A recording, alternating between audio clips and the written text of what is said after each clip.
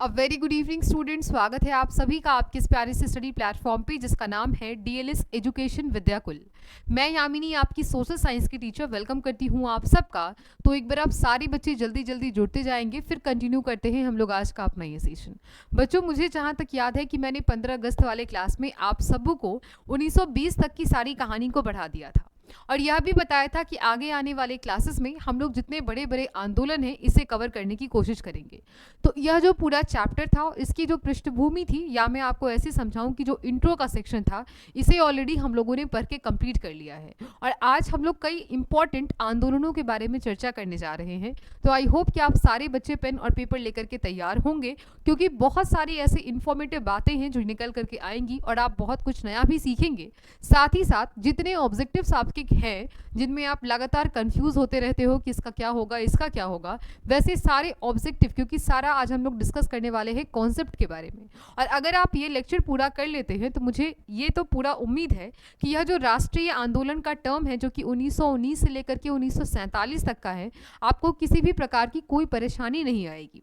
साथ ही साथ विभिन्न आंदोलनों से संबंधित जो आपको हमेशा प्रश्न देखने को मिलते हैं वह भी आपका कॉन्सेप्ट क्लियर हो जाएगा।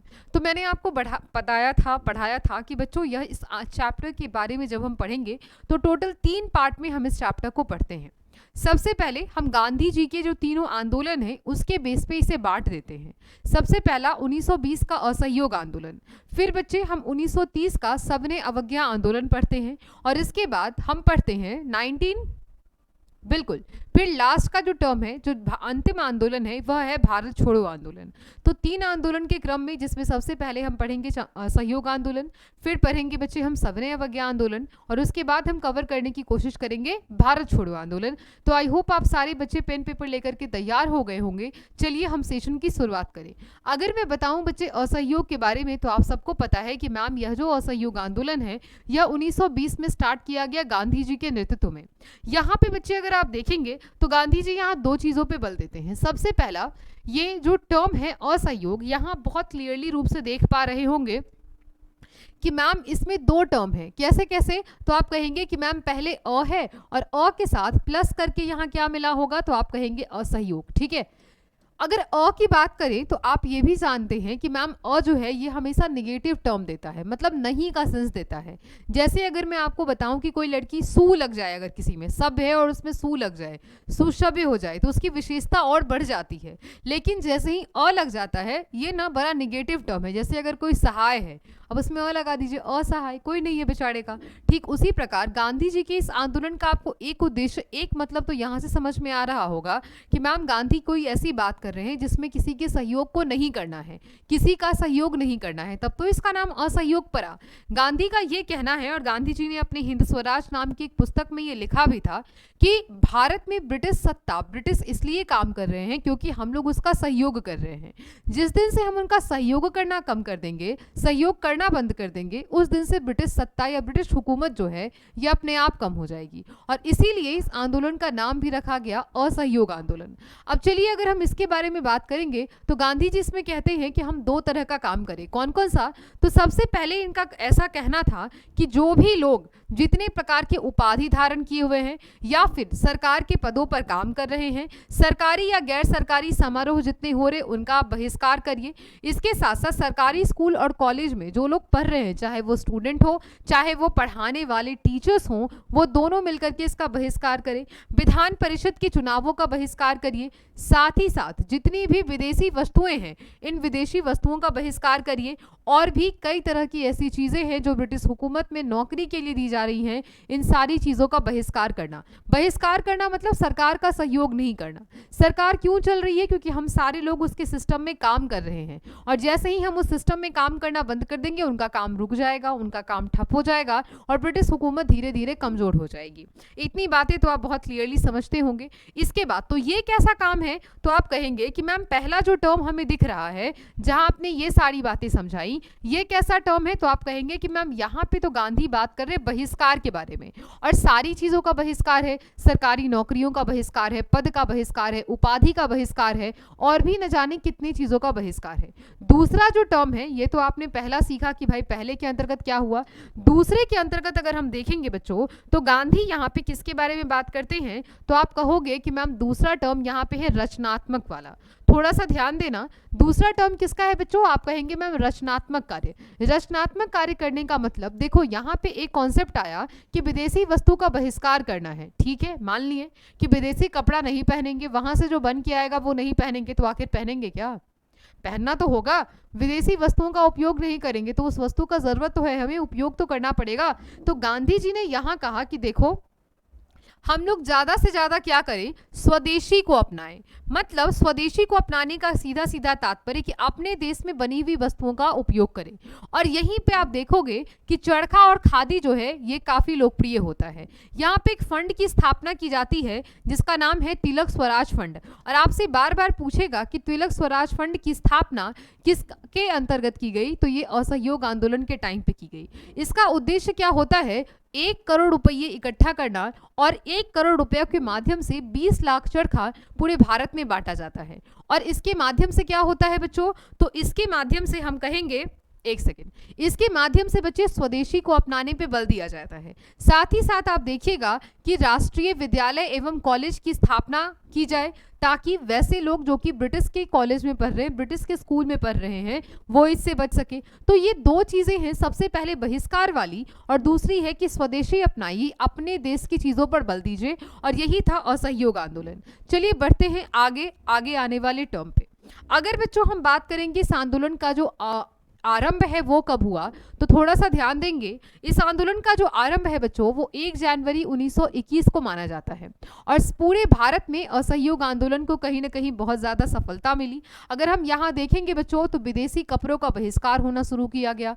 छात्र जो है वो स्कूल कॉलेज जाना छोड़ दिए, जो भी गवर्नमेंट का स्कूल था, मतलब ब्रिटिशर्स के स्कूल थे। और इसी टाइम पे आप देखेंगे कि कई सारे नए नए ऐसे जो क्या बोलेंगे विश्वविद्यालय हैं वो भारत के अंतर्गत या भारतीय विश्वविद्यालय स्थापित हुए। जैसे अगर हम देखें तो राष्ट्रीय विद्यालय कई सारे आए। जामिया मिलिया इस्लामिया का नाम आपने सुना होगा, JMI जिसको हम कहते हैं। अलीगढ़ मुस्लिम विश्वविद्यालय का नाम आपने सुना होगा। आपने काशी विद्यापीठ, इसके साथ साथ हिंदू विश्वविद्यालय, इन सारी शैक्षणिक संस्थानों की स्थापना की गई। इसके साथ साथ बहुत बड़े बड़े वकील, जैसा कि गांधी जी ने कहा था कि आप लोग क्या करिए, तो बहिष्कार करिए, तो आप देखिएगा कि कई सारे ऐसे वकील हैं जो अपनी बैरिस्ट्री छोड़ देंगे, अपनी वकालत को छोड़ देंगे, और अपनी वकालत को छोड़ करके क्या करेंगे? आंदोलन का नेतृत्व करेंगे। ठीक है, सरकार क्या करेगी बच्चों? तो सरकार यहाँ पे देखेगी कि बाप रे, सारे लोग उतर गए आंदोलन पे, सारे लोग तो हमारा बहिष्कार करने लगे। तो सरकार क्या करेगी कि वैसे लोग जो इस टर्म का बहिष्कार करेंगे, जो हमारी नौकरियों का बहिष्कार करेंगे, हमारे पदों का बहिष्कार करेंगे, सरकार क्या करने लगी या फिर ब्रिटिशर्स क्या करने लगे? उसे करने लगे गिरफ्तार। और इस आंदोलन में आप देखिएगा बच्चों, तो लगभग 30,000 आंदोलनकारी गिरफ्तार किए जा चुके थे पूरे भारत से। ठीक है, अब यहाँ पे क्या हुआ? तो यहाँ पे गांधी जी कहते हैं गिरफ्तारी के विरोध में, आप देखिएगा तो गिरफ्तारी जब इतने लोगों की होने लगी तो जाहिर सी बात है कि कोई ऊंचा जो नेता होगा उसका नेतृत्व यहाँ पे देखा ही जाएगा। तो गांधी कहते हैं कि देखो, इन आंदोलनकारियों को छोड़ दो, नहीं तो हम इससे बड़ा आंदोलन करेंगे, और उसका नाम होता है सविनय अवज्ञा आंदोलन। आंदोलन काफी तीव्र हो जाता है, असहयोग वाला आंदोलन इतना तीव्र हो जाता है कि आपको एक डेट याद रखना है जो कि काफी इंपॉर्टेंट है। और कहाँ पे है? तो ये घटना है उत्तर प्रदेश के गोरखपुर जिले के चौड़ी चौड़ा नामक जगह पे। चौड़ी चौड़ा नामक जगह पे आप देखिएगा कि 5 फरवरी 1922, डेट एकदम याद रखिएगा क्योंकि आपसे पूछा जाएगा।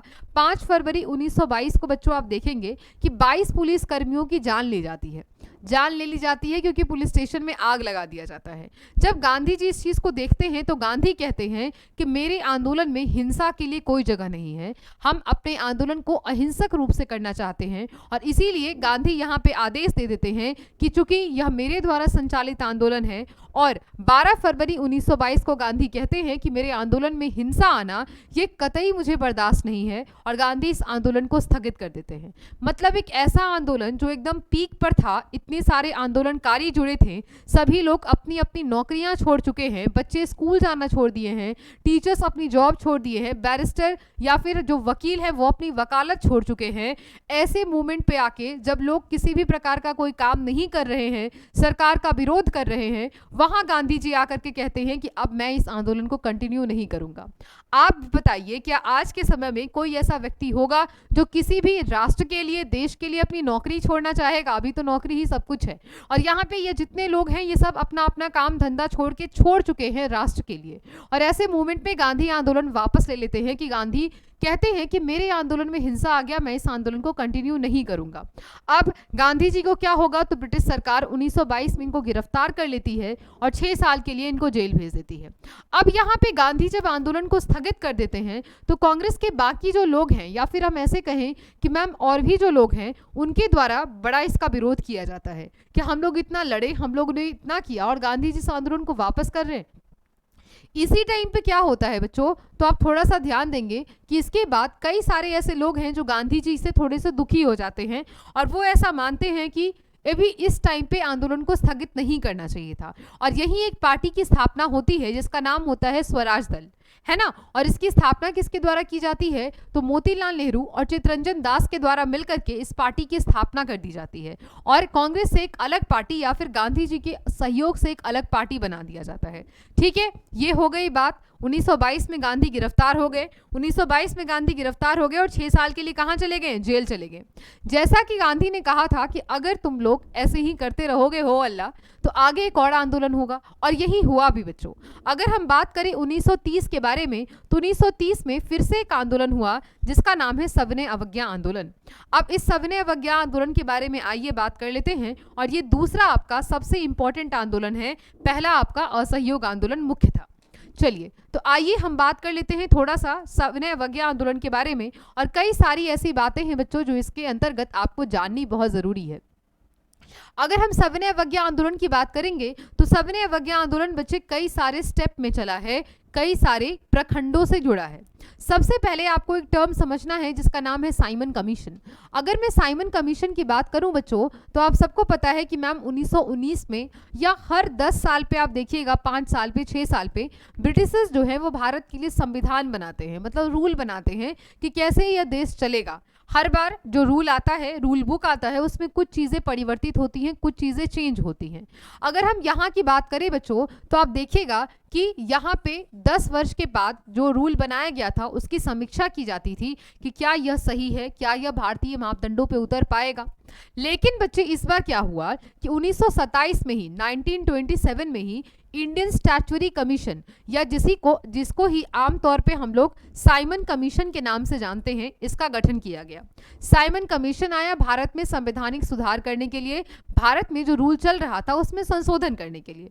ठीक है, अब आप थोड़ा सा ध्यान देंगे, यह जो आयोग है या फिर यह जो कमीशन है वो कितने मेंबर्स का है, तो आप कहेंगे कि मैम इसमें टोटल 7 मेंबर है। अब प्रॉब्लम ये है, सबसे बड़ी प्रॉब्लम अगर हम कहें तो चलो भाई 7 मेंबर्स का है, उससे भारतीयों को क्या दिक्कत। लेकिन इसमें सबसे बड़ी समस्या ये है कि जब तुम भारत के लिए रूल बना रहे हो, भारत के लिए रूल एंड रेगुलेशन बना रहे हो, तो तुम भारतीयों का मत तो जानोगे। लेकिन इसमें क्या किया गया बच्चों, इसके जितने सातों के सातों मेंबर्स थे वो सातों क्या थे, तो आप कहेंगे कि मैम सातों अंग्रेज थे। साथ ही साथ कभी कभी आपसे ऑब्जेक्टिव में यह भी पूछ देता है कि बताइए साइमन कमीशन के अध्यक्ष कौन थे। तो बच्चों साइमन कमीशन के जो हमारे अध्यक्ष हैं इनका नाम है sir John Simon. Sir John Simon को इनका अध्यक्ष चुन लिया जाता है और इस कमीशन का उद्देश्य क्या है, तो भारत में संवैधानिक सुधार करना। ठीक है, लेकिन चूंकि भारत के जितने लोग हैं वो ये कहने लगते हैं कि देखो बउआ, जब इसमें मेरा कोई आदमी ही नहीं है तो उसे पता कैसे चलेगा कि भारत के लोगों को क्या चाहिए और क्या नहीं चाहिए, भारत में क्या संवैधानिक सुधार करनी है, ये हमें कैसे पता चलेगा। ठीक है, तो संवैधानिक सुधार पे प्रश्न करना ये किसकी बात हो गई, तो आप कहेंगे कि मैम ये वाला जो प्रश्न है वह बेसिकली भारतीय ने उठाने लगे कि इसमें हमारा एक भी मेंबर नहीं है, सातों के सातों मेंबर जो हैं वो बेसिकली कहाँ के हैं, अंग्रेज है। भारत में साइमन कमीशन का बच्चे विरोध होने लगा और यहीं पे नारा दिया गया साइमन गो बैक, या हम ऐसे कहेंगे हाँ साइमन वापस जाओ, साइमन गो बैक का नारा यहीं पे दिया जाता है। लोगों ने इसका विरोध किया और यहीं पे आप ध्यान देंगे कि एक व्यक्ति है जिनका नाम है लाला लाजपत राय। ठीक है, क्या नाम होता है इनका? इनका नाम होता है लाला लाजपत राय। और ये लाला लाजपत राय इसी साइमन कमीशन का विरोध करते करते ब्रिटिशर्स के डंडे खा के मर जाते हैं। और ये कहते भी हैं कि मेरे शरीर पर या फिर मेरे माथे पे लगे एक एक डंडे अंग्रेजी सत्ता जो है, अंग्रेजी हुकूमत जो है, उसके ताबूत के कील के बराबर होगी। ताबूत के कील कहने का मतलब कि जिसमें जब ब्रिटिशर्स मतलब जो अंग्रेज होते हैं जनरली, तो अगर हिंदू धर्म की हम बात करें उन्हें जला दिया जाता है, लेकिन उनके धर्म में क्या होता है, तो ऐसे वो ताबूत में बंद करके और उसमें कील ठोक करके उन्हें गाड़ दिया जाता था।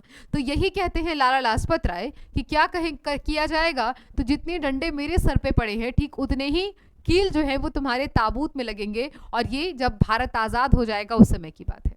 तो अगर हम इसके बारे में बात करें तो देखिए, साइमन गो बैक या फिर साइमन कमीशन का विरोध करते करते लाला लाजपत राय ने डंडों से ही अपनी जान गंवा दी। ठीक है, तो ये था साइमन कमीशन। साइमन कमीशन कब आया, साइमन कमीशन का उद्देश्य क्या था, इसमें कितने मेंबर थे, इसका विरोध क्यों हुआ, इसके साथ साथ इसके अध्यक्ष कौन थे, इसमें कौन से ऐसे भारतीय हैं जो शहीद हुए, ये सारी बातें आपको पता चल गई। अब चलिए यहाँ पे हम एक दूसरे टर्म के बारे में बात कर लें, दूसरे टॉपिक के बारे में बात कर लें, जिसका नाम क्या है बच्चों, तो आप कहेंगे कि मैम जिसका नाम है नेहरू रिपोर्ट। अब आइए मैं थोड़ी सी जानकारी आपको दे देती हूँ नेहरू रिपोर्ट के बारे में। अब बच्चों अगर मैं नेहरू रिपोर्ट के बारे में बात करूं तो आपको एक बात तो समझ में आ रहा होगा कि मैम ये किसी रिपोर्ट से संबंधित है। अब साइमन कमीशन का भारत में होने लगा विरोध। जब विरोध होने लगा तो ब्रिटिशर्स ने कहा कि अच्छा तुम लोग मेरी बातें अगर नहीं मान रहे हो कि उसमें कैसा लॉ चाहिए, कैसा रूल चाहिए, तो तुम लोग खुद एक कानून बना कर दो। तो नेहरू जी ने कहा ठीक है, हम आपके सामने एक रिपोर्ट रखेंगे। साइमन कमीशन के बाद बच्चे भारत के जो तत्कालीन उस समय के सचिव थे, जिनका नाम था लॉर्ड बिरकेनहट, इन्होंने भारतीयों को संविधान बनाने की चुनौती दे दी कि तुम लोग ही अब एक ऐसा संविधान बना करके दो जिससे भारत क्या हो सके, तो भारत का संविधान चल सके।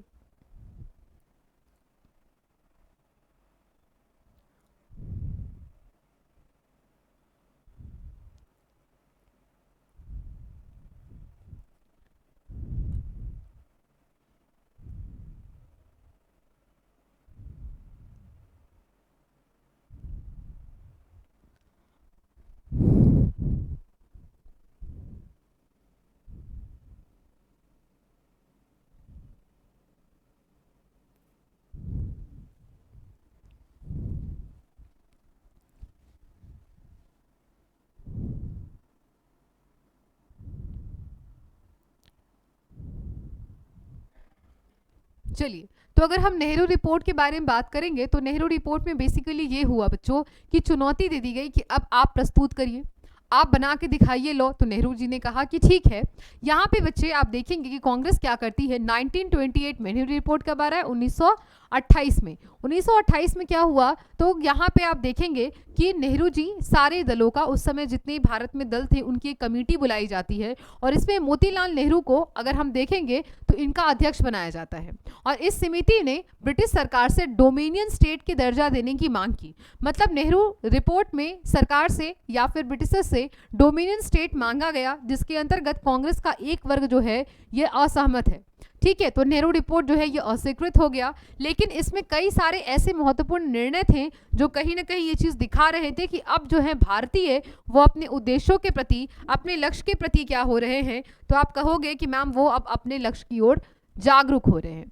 इसी के साथ साथ बच्चे इस समय पे यह जो टाइम है यहाँ पे काफ़ी अजीब हरकत सब हो रहा है। अभी अजीब हरकत क्या है, तो देखेंगे बच्चे इस टाइम पे, यहाँ पे आप देखिएगा 1930 के टाइम पे तो आर्थिक मंदी भी चल रही है। और भारत से तो जाहिर सी बात है कि अंग्रेजों ने ऐसा सिस्टम बना दिया था कि कच्चे माल यहाँ से ले जाना है और अपने देश में जाकर के बनाना है, तो भारत से धन निष्कासन बंद नहीं हो रहा है। मैं आपको सिंपली अगर समझाऊं कि कोई आपके पास अगर बर्तन है और इसमें अगर मान लो कितना भी पानी है, तुम डेली एक एक ड्रॉप पानी निकालोगे तो कोई ना कोई एक दिन तो ऐसा आएगा ना कि जब वो पानी समाप्त हो जाएगा। ठीक उसी प्रकार भारत की भी कंडीशन है। अगर भारत के बारे में हम देखेंगे तो भारत से सीधे धन निष्कासन चल रहा है और वो आज से नहीं बल्कि 1600 ईस्वी से चल रहा है। 1600 से यह जो अंग्रेज है ये हमारे यहाँ से धन निष्कासन करने का काम कर रहे हैं। तो जाहिर सी बात है कि अब यहाँ पे स्थिति जो है वो थोड़ी खराब हो जाएगी। इवन भारत में पूंजीपतियों की भी हालत खराब होने लगी। किसान वर्ग जो है वो तो पहले से ही गरीब वर्ग का शिकार है, गरीबी से जूझ रहा है, तो पूरा जो हमारा आर्थिक स्ट्रक्चर है वो क्या होता है बच्चे, बर्बाद हो जाता है, खराब हो जाता है। दूसरा मतलब एक तरह से आर्थिक मंदी आ गई, काफी दिक्कत हो गया। दूसरा अगर हम इस टर्म में देखेंगे तो बच्चों यहाँ पे पूरी दुनिया में एक टर्म चल रहा है जिसका नाम है समाजवाद। और आपने चैप्टर 2 में पढ़ा भी होगा कि समाजवाद, साम्यवाद और रूस की क्रांति जब आप पढ़ रहे थे तो पूरी दुनिया समाजवाद में क्या मांग करती है। अगर हम समाजवाद की बात करेंगे तो जाहिर सी बात है कि एक वर्ग ऐसा होता है बच्चों जो कहीं ना कहीं इस बात पर बल देता है कि भारत में भी समाजवाद की संकल्पना होनी चाहिए, भारत में भी सभी लोगों के पास आर्थिक समानता होनी चाहिए। और अगर ऐसे नेताओं की बात करेंगे तो इनमें मुख्य नेता आते हैं हमारे जवाहरलाल नेहरू, या फिर हम बात करें सुभाष चंद्र बोस के बारे में, इन लोगों का ये कहना था कि नहीं, भारत में भी समाजवादी विचारधारा को बढ़ावा दिया जाना चाहिए। तो ऐसा माहौल अभी इंडिया का चल रहा है। इसके बाद आप देखिएगा तो होता क्या है बच्चे, इस समय तक आते आते कई सारे ऐसे क्रांतिकारी गतिविधियां होती हैं जो कि बहुत तेजी से हो रही होती हैं। क्रांतिकारी गतिविधियां कहने का मतलब कि वही बम उम फेंक देना, कहीं पे लूट लाट कर लेना। तो कई सारी ऐसी क्रियाएं हैं, जैसे आप मेरठ षड्यंत्र केस के बारे में पढ़ेंगे, आप लाहौर षड्यंत्र केस का नाम सुने होंगे। इन सब से क्या होता है ना, तो पूरे समाज में एक तरह से राष्ट्रवादी भावना जग जाती है, क्रांतिकारी भावना जग जाती है, और ब्रिटिशर्स भी ऐसी क्रांतिकारी गतिविधियों से काफी परेशान हो जाते हैं।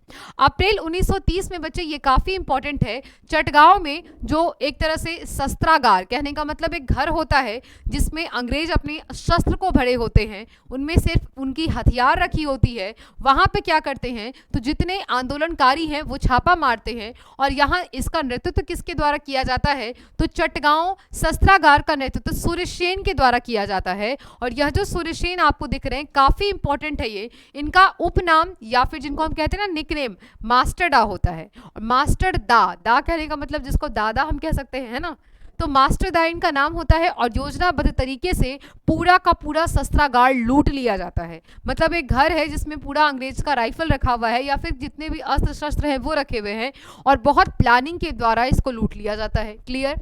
इसके बाद अगला देखिए, यहीं पे आप देखिएगा बच्चों, इसी बीच में मतलब 1920-30 के टर्म पे ही यहाँ पे अब किसकी मांग हो रही है, ध्यान देना, ये काफी इंपॉर्टेंट है, ये है पूर्ण स्वराज की मांग। अगर हम पूर्ण स्वराज के बारे में बात करेंगे तो पूर्ण स्वराज की मांग कब हो रही है, 1929 में। कांग्रेस का कौन सा ये अधिवेशन है, ध्यान देना, ये है कांग्रेस का लाहौर अधिवेशन। आप ध्यान दीजिएगा बच्चे, इसकी अध्यक्षता किसके द्वारा की जा रही है, जवाहरलाल नेहरू।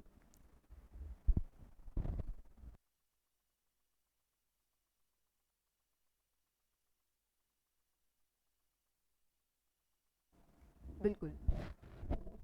तो यहाँ पे हम देखेंगे बच्चों, तो यह जो लाहौर अधिवेशन है, इस लाहौर अधिवेशन की अध्यक्षता जवाहरलाल नेहरू के द्वारा की गई। और 31 दिसंबर 1929 को रावी नदी के तट पर तिरंगा झंडा फहराया गया और इसी दिन स्वतंत्रता का प्रस्ताव भी रखा गया। ठीक है, तो ये ध्यान देना, कभी कभी आपसे अगर पूछ दे कि 26 जनवरी का जो दिन है वही हम लोगों ने अपने स्वाधीनता के लिए या फिर हम लोगों ने अपने संविधान के लिए क्यों चुना, है ना। आज भी हम लोग रिपब्लिक डे मनाते हैं 26 को, इसलिए मनाते हैं बच्चे क्योंकि 26 जनवरी 1930 को पूर्ण स्वतंत्रता दिवस मनाने की घोषणा कर दी गई। और इस प्रकार से पूरे देश में एक नया उत्साह, एक नया उमंग जो है वो दौड़ रहा है। तो अगर हम इस पीरियड की बात करेंगे 1920 से लेकर के 1930 तक, तो कितनी सारी चीज़ें हो गई। साइमन कमीशन आ गया, नेहरू रिपोर्ट आ गया, कई सारे क्रांतिकारी आंदोलन हो गए, इसके साथ साथ पूर्ण स्वराज की मांग होने लगी। तो आगे देखते हैं आगे क्या हुआ। आगे बच्चे हम देखेंगे, अब यहाँ पे स्वतंत्रता की घोषणा कर दी गई है जवाहरलाल नेहरू के द्वारा। 1929 में अगर हम देखेंगे तो रावी नदी के तट पर हम भारतीय प्रजनन भी अन्य राष्ट्रों की भांति अपना जन्मसिद्ध अधिकार मांगते हैं, हम स्वतंत्र होकर रहें। हम यह भी मानते हैं कि यदि कोई सरकार अधिकार छीन लेती है, प्रजा को सताती है, तो प्रजा को सरकार को बदल देना चाहिए या फिर मिटा देना चाहिए। सही बात है, जाहिर सी बात है कि जब हम किसी देश में रहते हैं तो जो वास्तविक सत्ता है वो प्रजा की होती है और प्रजा ही उसका एक तरह से वास्तविक संरक्षक होता है। सब कुछ प्रजा की ही होती है, प्रजा का ही होता है, प्रजा के द्वारा ही होता है।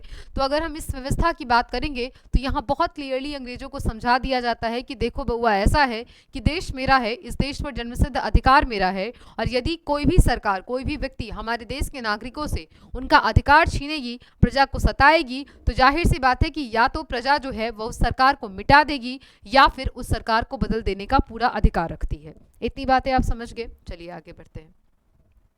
अब यहाँ पे बच्चों अगर हम सविनय अवज्ञा आंदोलन की बात करें तो सविनय अवज्ञा आंदोलन की जो शुरुआत है वो होती है डांडी यात्रा से। और आइए अब हम लोग जानते हैं, अब हम लोग बातें करते हैं थोड़ी सी डांडी यात्रा के बारे में। गांधी जी सविनय अवज्ञा आंदोलन की जो शुरुआत है ये डांडी मार्च से ही करते हैं। डांडी मार्च के बारे में बात करेंगे तो 12 मार्च 1930 को, ध्यान देना कब से स्टार्ट हो रहा है, 12 मार्च 1930 को साबरमती आश्रम से लेकर के अपने 78 अनुयायी 78 अनुयायियों के साथ गांधी जी अपने 78 अनुयायियों के साथ जो है वो डांडी समुद्र तट पर एक यात्रा की शुरुआत करते हैं। और कितने दिन की इनकी यात्रा होती है, काफी इंपॉर्टेंट, हम कहेंगे मैम 24 दिन की यात्रा है। कितने किलोमीटर ये चले हैं, 250 किलोमीटर की पद यात्रा के बाद वो किस दिन पहुंचेंगे, तो 6 अप्रैल को। अब देखो चल कब कर रहे हैं तो हम कहेंगे कि मैम 12 मार्च को, पहुंच कब रहे हैं तो हम कहेंगे कि मैम 6 अप्रैल को। कितने लोग इनके साथ हैं तो हम कहेंगे मैम टोटल 78 लोग हैं। कितने दिनों की यात्रा है तो हम कहेंगे मैम 24 दिनों की यात्रा है। ये कुछ फैक्ट्स है बच्चों जो आपको ध्यान रखने हैं, ठीक है। और यहाँ पे गांधी क्या करेंगे तो पानी से नमक निकाल करके सरकार का जो नमक कानून है उसका विरोध करेंगे। सरकार चूंकि नमक पे टैक्स लगा देती है और गांधी कहते हैं कि नमक हमारा रोजमर्रा का वस्तु है, गरीब से गरीब व्यक्ति भी हमारा भारत जो में नमक पर बेस है, इस पर टैक्स लगाना बहुत ही बेतुकी बात है, तो आप क्या करें इस पर टैक्स नहीं लगाएं। लेकिन अगर हम इसकी बात करेंगे तो आप देखते हैं कि डांडी यात्रा के माध्यम से क्या किया जाता है, तो हम कहेंगे कि गांधी जी यहाँ पे इस टैक्स का विरोध करते हैं कि इस पर कर नहीं लगाया जाए, ठीक है। अब इस कार्यक्रम का होने क्या लगा, अब चूंकि गांधी नेतृत्व कर रहे हैं तो जाहिर सी बात है बच्चों कि आंदोलन काफी उग्र होगा।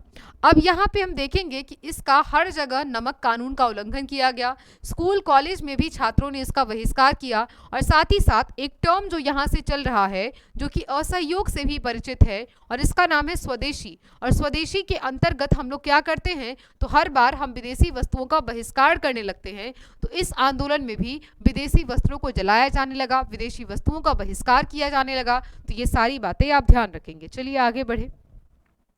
आगे क्या कह रहा है बच्चों, अगर हम इस आंदोलन के बारे में बात करें तो इस आंदोलन के अंतर्गत क्या क्या कहा गया, इस आंदोलन के अंतर्गत कहा गया कि सरकार को किसी भी प्रकार का कोई भी कर नहीं अदा किया जाएगा, पहली बात। इसके बाद औरतों को शराब की दुकानों के आगे, औरत जो है वो शराब की दुकानों के आगे धरना देने लगी ताकि शराब को बंद कराया जा सके।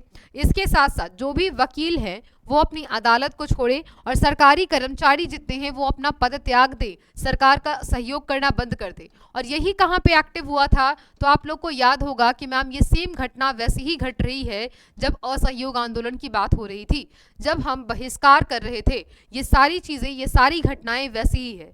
आगे क्या कह रहा है, आगे कह रहा है कि घर में लोग चरखा काते और सूत बनाएं। फिर से कैसी बात है, तो आप कहोगे कि मैम यहाँ से एक और उद्देश्य हो रहा है जहां हम स्वदेशी को प्रमोट करते हुए दिख रहे हैं, अपने देश की बातें कर रहे हैं। आगे क्या है, इन सभी कार्यक्रमों में सत्य और अहिंसा को सर्वोपरि रखा जाए, मतलब सबसे सुप्रीम क्या हो तो आप कहेंगे सत्य और अहिंसा, और हम पूर्ण स्वराज की प्राप्ति कर सकें, ये इसका एकमात्र उद्देश्य होता है। तो इतनी सारी बातें इस आंदोलन के माध्यम से आपको कराई जाती है। आपसे सीधा सीधा पूछा जाएगा कि नमक सत्याग्रह के माध्यम से किन किन उद्देश्यों की पूर्ति गांधी के द्वारा की गई है, तो आप इन बारे में थोड़ा सा ध्यान रखेंगे। चलिए बच्चे आगे बढ़े। अब कभी कभी आपसे यह भी पूछ देता है कि बताइए यह जो आंदोलन है इसका बिहार में क्या इफेक्ट पड़ा, बिहार में इसका क्या प्रभाव पड़ा। तो आइए एक बार हम इसके बारे में बात कर लें कि आखिर बिहार में इसका जो इफेक्ट है, इसका जो प्रचार है, यह कैसे हुआ। अगर हम बिहार में बात करेंगे तो बिहार में समुद्र है क्या, आप कहेंगे नो मैम, तो समुद्र तट तो है नहीं। इसके कारण यहाँ पे नमक कर का विरोध नहीं हुआ, क्योंकि नमक तो हम बना ही नहीं सकते थे, हमारे पास समुद्र ही नहीं है। यहाँ पे बच्चे चौकीदारी कर का विरोध हुआ, और चौकीदारी कर के विरोध में यहाँ पे आंदोलन शुरू किया गया। ये चौकीदारी कर जो है इसका सबसे स्टार्टिंग में विरोध जो है यह सिवान जिले में होता है। सिवान जिले में चौकीदारी कर का विरोध आंदोलन प्रारंभ किया गया, और किनके द्वारा किया गया, तो यह नाम भी आपसे पूछ देता है, गंगा प्रसाद राय के द्वारा इसका नेतृत्व किया गया। ठीक है, बाद में हम देखेंगे तो ये गया, भागलपुर, मुंगेर, बाढ़, मोकामा, बरगहिया या फिर बेगूसराय, इन क्षेत्रों में फैल जाएगा। इस आंदोलन के दौरान अगर हम बात करेंगे सविनय अवज्ञा आंदोलन के दौरान, तो आपको एक जेल याद होगा या है भी अभी, जिसका नाम है छपरा जेल।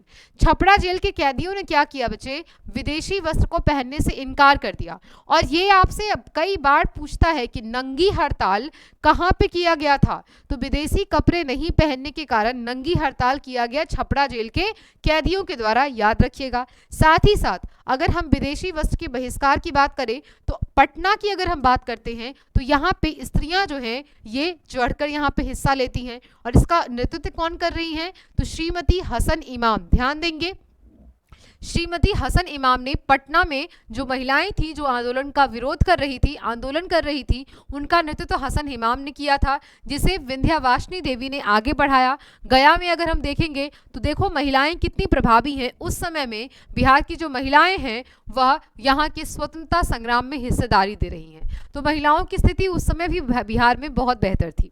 ठीक है, यहां तक की बात है क्लियर। अब आपसे बच्चे कभी कभी पूछ देता है गांधी इरविन पैक्ट के नाम से, जिसको हम गांधी इरविन समझौता के नाम से भी जानते हैं।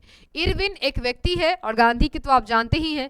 पैक्ट मतलब क्या होता है बच्चों, तो आप कहेंगे कि मैम पैक्ट का मतलब होता है समझौता। इन दोनों के बीच में कोई समझौता हो रहा है, इसे ही हम लोग जानते हैं गांधी इरविन पैक्ट के नाम से। अब जब आंदोलन बहुत प्रभावी हो जाएगा सविनय अवज्ञा आंदोलन, तो फिर इरविन साहब कहेंगे कि देखो गांधी बाबा ऐसा है कि आंदोलन को थोड़ा रोक दीजिए, आंदोलन को वापस ले लीजिए। गांधी कहेंगे कि मैं आंदोलन वापस तो ले लूंगा, लेकिन तुम अपना नमक कानून जो है यह वापस ले लो, यही होगा समझौता। इसको पढ़ते हैं। इसकी अगर बात करेंगे तो अंग्रेज सरकार को बच्चों समझौता करना पड़ा। समझौता के अंदर जाहिर सी बात है कुछ बातें होंगी जिसको हम वार्ता कहते हैं, और इसी वार्ता को, इसी वार्तालाप को हम गांधी इरविन पैक्ट के नाम से जानते हैं। कहीं कहीं पे आपको यह गांधी इरविन पैक्ट जो है ये दिल्ली समझौता के नाम से भी देखने को मिलेगा, तो यह भी आप ध्यान देंगे। ठीक है, दिल्ली समझौता के नाम से भी इसको जाना जाता है। और ये हो कब रहा है, तो डेट काफी इंपॉर्टेंट है बच्चों, 5 मार्च। 5 मार्च अगर नहीं भी याद रहता है तो 1931 जरूर याद रखिएगा। ठीक है, इसके तहत गांधी जी कहते हैं कि हम आंदोलन को क्या करेंगे, तो स्थगित कर लेंगे। और जो राउंड टेबल कॉन्फ्रेंस चल रहा था, द्वितीय गोलमेज सम्मेलन चल रहा था, वहां पे गांधी जी जाने के लिए, भाग लेने के लिए भी तैयार हो जाते हैं। इरविन गांधी जी के सारी मांगों को स्वीकार कर लेता है, और साथ ही साथ गांधी जी क्या कहते हैं, तो गांधी कहते हैं कि तुम्हारा जो भी अभी राउंड टेबल कॉन्फ्रेंस चल रहा है द्वितीय गोलमेज सम्मेलन, मैं उसमें भाग लेने जरूर जाऊंगा। ठीक है, और अंततः लास्टली गांधी जी इस सविनय अवज्ञा आंदोलन को भी पूरी तरह 1934 में वापस ले लेते हैं। तो यही होता है गांधी इरविन पैक्ट। गांधी की सारी बातें इरविन मान लेता है और इरविन की सारी बातें गांधी मान लेते हैं। ठीक है, अब आपसे कभी कभी यह पूछ देता है कि बताइए सविनय अवज्ञा आंदोलन के क्या परिणाम निकले, क्या इसका परिणाम निकला, क्या इसका असर हुआ। तो सबसे पहले अगर हम इसके परिणाम के अंतर्गत बच्चे बात करेंगे तो जाहिर सी बात है कि राष्ट्रीय आंदोलन का सामाजिक आधार का विस्तार हुआ। साथ ही साथ यहाँ पे आप देखे हैं कि मैम कि इसमें कई सारे महिलाओं की भागीदारी है, इसमें मजदूर वर्ग की भागीदारी है, शहरी और ग्रामीण क्षेत्र के निर्धन लोग, वैसे अशिक्षित लोग, इन सब की भागीदारी यहाँ थी। क्योंकि यहाँ सबसे सुप्रीम जो एक चीज़ था उसका नाम क्या था, तो आप कहेंगे कि मैम यहाँ सबसे सुप्रीम है नमक। और नमक की जो ज़रूरत है वो किसी एक व्यक्ति, किसी एक वस्तु से संबंधित नहीं है, बल्कि सभी व्यक्ति और सभी लोग इसका उपयोग कर रहे हैं। साथ ही साथ बच्चों इस आंदोलन की अगर हम बात करेंगे तो विभिन्न वर्गों का राजनीतिकरण हुआ। समाज के नए नए लोग अपनी आवश्यकताओं के साथ, अपने विरोधियों के साथ आगे आए और वो सरकार का यहाँ नेतृत्व करने लगे, सरकार को मदद करने लगे। ठीक है, तो कई सारे इसके परिणाम हैं जो आपको ध्यान देने हैं। चलिए बच्चों आगे बढ़ते हैं।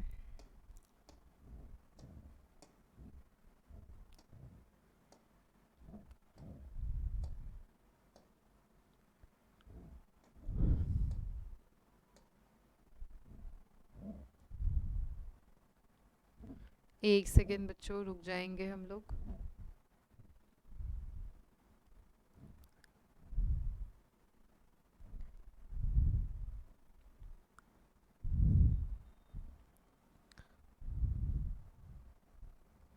चलिए अब बच्चों मैं आपको कुछ कुछ पार्टीज के बारे में पढ़ा देती हूँ। ठीक है, जिसके मदद से आपके कई सारे प्रश्न जो हैं वो सॉल्व हो जाएंगे। ठीक है, तो आइए हम एक बार थोड़ा सा बात कर लें। सबसे पहला अगर हम राजनीतिक दलों की बात करेंगे तो उस समय जो सबसे प्रभावी दल है और जिससे आपके ज़्यादातर प्रश्न बनते हैं ये था भारतीय राष्ट्रीय कांग्रेस। अगर बच्चे हम भारतीय राष्ट्रीय कांग्रेस के बारे में बात करें तो आप सबको पता है कि आंदोलन की जो शुरुआत है यही होती है बिचारे के सहयोग से। 1885 में इसकी स्थापना की जाती है। ये संस्था जो है बच्चे ये भारत की पहली अखिल भारतीय राजनीतिक संस्था है और इसकी स्थापना के बाद ही भारत में जितने भी आंदोलन चल रहे थे या फिर भारत में जो नेतृत्व चल रहा था उसको एक नया दिशा मिलता है। ठीक है, तो इसकी स्थापना के बाद ही भारतीय राष्ट्रीय आंदोलन को एक नई दिशा मिलती है। ये कोई अप्रत्याशित घटना नहीं थी वैसे, क्योंकि इससे पहले भी भारत में कई सारे ऐसे वर्ग हैं जिनके द्वारा मतलब बुद्धिजीवियों के द्वारा इसके हम बात देखेंगे तो राष्ट्रीय आंदोलन में कई सारे चेतनाओं को जागृत करने के लिए दलों की स्थापना हो चुकी थी। लेकिन अब तक के बारे में अगर हम बात करें तो सबसे सफल जो एक पार्टी थी वो भारतीय राष्ट्रीय कांग्रेस ही थी, जिसकी मदद से कहीं ना कहीं अंततः भारत जो है ये स्वतंत्रता के राह पर भी चला।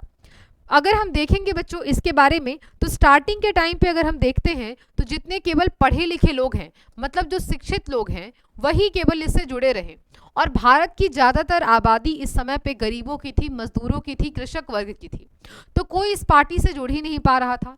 1885 से आप देखिएगा 1885 से लेकर के जिस दिन से स्थापना हुई उस दिन से लेकर के जब तक गांधी नहीं आते हैं 1915 तक, तब तक इस आंदोलन के मतलब इस पार्टी का जितना भी समिट हो रहा है, कॉन्फ्रेंस हो रहा है, सारे लोग इस बात को मान रहे हैं कि ये कोई बड़ी पार्टी है जहां पे लोग कोट वोट पहन के जाते हैं, इसका गरीबों से कोई लेना देना नहीं है।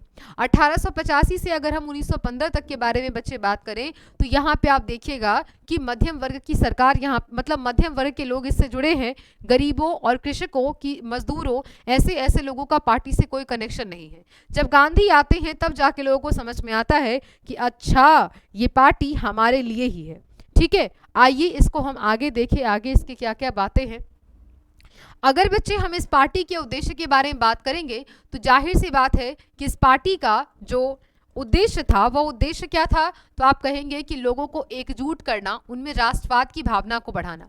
इसकी स्थापना किसके द्वारा की गई? एलन ऑक्ट्रोविजन ह्यूम के द्वारा। आप केवल A.O. ह्यूम याद रखिएगा, A.O. ह्यूम के द्वारा इस कांग्रेस नाम की पार्टी की स्थापना की गई।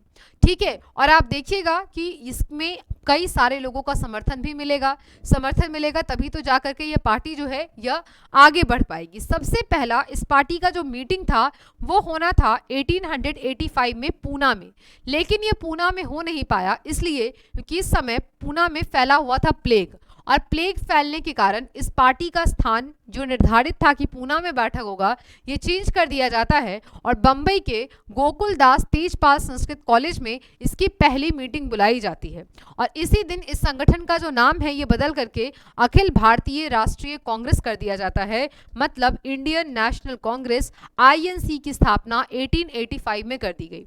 अब आपसे कभी कभी पूछ देगा कि बताइए इसके पहले अध्यक्ष कौन थे, इसका जो पहला मीटिंग हुआ था इसके अध्यक्ष कौन थे, तो इसकी अध्यक्षता की थी व्योमकेश चंद्र बैनर्जी ने। आप इनको बनर्जी साहब के नाम से भी याद रखिएगा या डब्ल्यू बैनर्जी के नाम से भी याद रखिएगा। ठीक है, तो व्योमकेश चंद्र बैनर्जी के द्वारा इसकी पहली अध्यक्षता की जाती है। अब आपसे कभी कभी पूछ देगा कि बताइए कांग्रेस का जो पहला मीटिंग हुआ था, पहला समिट हुआ था, इसमें कितने मेंबर्स ने भाग लिया था, तो टोटल 72 मेंबर ऐसे थे जिन्होंने भाग लिया था। अब इसका उद्देश्य क्या है ये आपसे जरूर पूछेगा कि कांग्रेस पार्टी की स्थापना के उद्देश्य क्या थे। तो पहला उद्देश्य इसका क्या है कि जाहिर सी बात है राष्ट्रीय हित के काम में जुड़ना, लोगों के बीच एकता को बढ़ाना, क्योंकि कोई भी सामाजिक कार्य जब हम करते हैं ना बच्चों तो सबसे बड़ी चीज होती है एकता। जब तक आप में एकता नहीं होगी तब तक हम किसी भी प्रकार के सामाजिक कार्य को नहीं कर सकेंगे। अगला क्या है? देशवासियों के बीच मित्रता को बढ़ावा देना, धर्म वंश जाति का जो भेद है भारतीयों में इसको समाप्त करना, राष्ट्रीय एकता के विकास के लिए सुदृढ़ीकरण करना, इसका हर संभव प्रयास करना, भारत के प्रमुख नागरिकों के बीच चर्चा करना, भारत के लोगों का मांग क्या है इसके बारे में बातें तैयार करना। इसके साथ साथ बच्चे एक सेकेंड, प्रार्थना पत्र या फिर ऐसी बातें जो कि भारत में वायसरायस के द्वारा संशोधित की जा रही हैं, मतलब ब्रिटिशर्स और भारतीय जनता के बीच में एक कनेक्शन पैदा करना, ये बेसिकली कांग्रेस का काम था। इस प्रकार अगर हम देखेंगे तो कांग्रेस का जो प्रारंभिक उद्देश्य है वो केवल और केवल सुधार लाना है। लेकिन 1905 में जैसे ही कर्जन जो है ये बंगाल विभाजन कर देता है, बंगाल को 2 पार्ट में बांट देता है, उसके बाद जब एक तरह से आग जो है वो जनता में लग जाती है, इसके बाद ही हम देखेंगे कि कांग्रेस जो है ये समझ जाती है कि ब्रिटिशर्स भारत में फूट डालने का काम कर रही है और जब तक हम इसकी इस चाल को नहीं पकड़ेंगे, हम एकजुट होकर के काम नहीं करेंगे, तब तक भारत को आज़ादी नहीं मिल सकती है। और जैसे ही गांधी, अभी तक आप देखिएगा तो कांग्रेस एक समिति के रूप में काम कर रही है, लेकिन जैसे ही 1915 में इस पार्टी में गांधी की एंट्री हो जाती है, वैसे ही सारे कृषक वर्ग हो, मजदूर वर्ग हो, गरीब वर्ग हो या फिर वैसे सारे वर्ग जो एक भारत को प्रतिनिधित्व करता है, भारत का एक बड़ा वर्ग है जो भी गांधी को मानता है, वो इस पार्टी का सपोर्टर बन जाता है। और आप देखिएगा बच्चों कि आगे चल करके यह जो पार्टी है यह एक नेशनल, अभी भी यह पार्टी कहीं ना कहीं काम कर रही है एक नेशनल पार्टी के रूप में, और आज़ादी दिलाने में नो डाउट कांग्रेस का बहुत बड़ा योगदान होता है, क्योंकि कांग्रेस ही वह पार्टी है जो कि मजबूती प्रदान करती है लोगों की विचारधारा को, लोगों की ज़रूरतों को, और सभी आंदोलनों में एक सफल नेतृत्व करने का काम, लीडरशिप का काम, क्योंकि सबसे बड़ी चीज़ होती है बच्चे लीडरशिप। जब तक आपके पास किसी भी प्रकार का कोई लीडरशिप नहीं होगा, किसी प्रकार का कोई प्लान नहीं होगा, हम बेमतलब भटकते रहेंगे और अपने उद्देश्यों की प्राप्ति नहीं कर पाएंगे। ये पार्टी ने सबसे बड़ा काम ये किया कि लोगों में, जनता में, भारतीयों में उनका उद्देश्य पता चला कि तुम्हारा काम ये है कि तुम्हें आज़ाद होना है। साथ ही साथ उन्हें बताया गया कि हम कैसे इस पहल को आगे बढ़ाएंगे, हम कैसे इसे बेहतर तरीके से कर सकेंगे। क्लियर है बच्चों? तो आज की क्लास को हम यहीं पे ख़त्म करते हैं। मिलेंगे आपसे अगले क्लास में, ऐसे ही आपसे मुलाकातें होती रहेंगी। फिर मिलते हैं बच्चे हम लोग नेक्स्ट सेशन में। तब तक ऐसे ही हंसते रहिए, पढ़ते रहिए, मुस्कुराते रहिए, गाते रहिए। थैंक यू सो मच बच्चों जुड़ने के लिए। Have a nice day everyone, bye bye, take care. और प्लीज़ हमें कमेंट बॉक्स में ज़रूर बताइएगा कि आपको आज का सेशन कैसा लगा। साथ ही साथ अगर आपके मन में किसी भी प्रकार का कोई डाउट है तो आप हमें बता सकते हैं। थैंक यू सो मच बच्चों, थैंक यू।